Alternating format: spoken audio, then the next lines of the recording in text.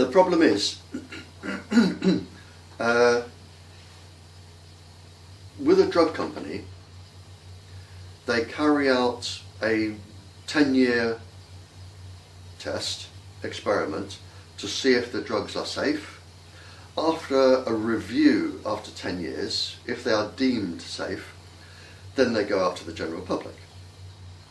Or any food or drink manufacturer, anybody, they have to show this is safe before it goes out to the public. Now what they've done in the case of Wi-Fi and phones, they've turned the tables. So rather than the industry having to show it is safe, we have to show it isn't. And that's a very, very difficult thing to do. You see, because we know up until, when did I speak to the Welsh Parliament? I think it was 2004, I think. Up to 2004, we know that there were 200 schools with cancer clusters, breast cancer clusters, all sorts of things. But if you say we are now going to take the industry to court, you have got to prove that the microwaves caused all of those cancers. Statistically, you could probably show it, but what you've got to do is show that the microwaves caused all of these cancers inside the body. And you have to take the industry to court. Now, I have represented 2 billionaires, okay, that have wanted to take the industry to court. And they said, well, what's involved? And I said, well, you have to get all of your scientific witnesses, book the court, and one of them, one of the billionaires, the industry came back with a reply saying, that's fair enough, you can take us to court. Our part of the trial will take about 3 years. We will be calling 1,500 experts, and this all goes on your bill. We will be calling about 1,500 experts. We will need 3 years in court. Now, court costs in this country £100,000 a day. You know, you can't. There isn't enough money anywhere to take this industry to court, and that is the problem. You see, you have to take the industry to court to prove that they are causing cancer, and it can't be done. Legal aid wouldn't cover it. There is nobody with enough money. Governments don't have enough money to take this industry to court. If I make a little jump from where we talked yesterday, yeah, when we talk about all the control and surveillance and why governments are not doing anything. When I go back to 2003 in Denmark, when we started the debate and see how it all processed from there, yeah, you know, we took them on, they were sleeping on the beds actually because it was in the summer holidays. yeah, And the chief editors were on holiday, so the journalists, they wrote and wrote and wrote. It came out in all the papers. yeah, And then suddenly all were muzzled, yeah, very fast. But what really is obvious there is actually the government and the government scientists, they came straight forward and said, no, this is safe, and this is, even though there was a government scientist saying this is not safe. That shows that even from 2003, the governments have been controlled by something else. Oh, absolutely. So the governments are probably run today by the mobile phone industry, more or less. Oh, absolutely. Yeah, I mean, when you think the government actually needs the mobile phone industry, because the government can now keep track on all of the people. You know, it's a government's dream, this. You see the police, the secret services, they can, there are different systems that can get into anybody's computer. All the private stuff, they can go through the code words, everything. So nothing is safe. They can go to all the medical records, all the financial records, everything, and it's all stored. And you know that also means when we say, oh, the mobile phone, we had the boom in Denmark, the mobile phone boom in 1997, where it was sold for 1 krona, and you know where you got it almost for 3. Yeah.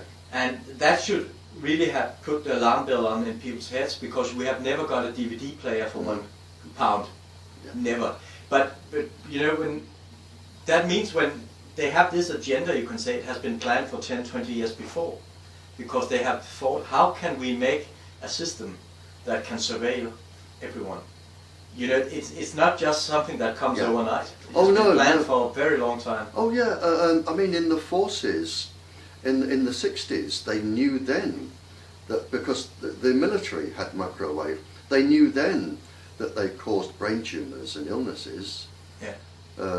So I mean, nothing is new, and it's all published. So nothing is new. Maybe it's a way of controlling world population, but maybe they were just too stupid to think, hang on, this is going to affect the genetics of the children. And maybe this is something they've not looked into, is that quite a large percentage of children can now be born autistic and have genetic problems. Maybe that's something they've not thought about, but of course, when you've come this far saying it's safe, how do you now stop and say, no, it isn't? Yeah, it takes a backbone. You can't. Yeah. You know, the lawsuits alone, which is maybe this case in America, the lawsuits alone, if we win this case in America after Christmas, proving that Wi-Fi in school is dangerous and harmful to children, all of the children in America who are claiming illness from Wi-Fi, there will be lawsuits, and I think the entire Wi-Fi industry will collapse. I think the shares will plummet and the entire industry will collapse. And I think the same with Tetra. If I can get to court and I can win this case in June, the Tetra itself, the whole industry will collapse. The shares will go, there will be lawsuits, and Tetra will go. So next year we may see the last of Wi-Fi and the last of Tetra, and then other people will start asking questions. Well, hang on, if Tetra and Wi-Fi, what about this? It has to be next year.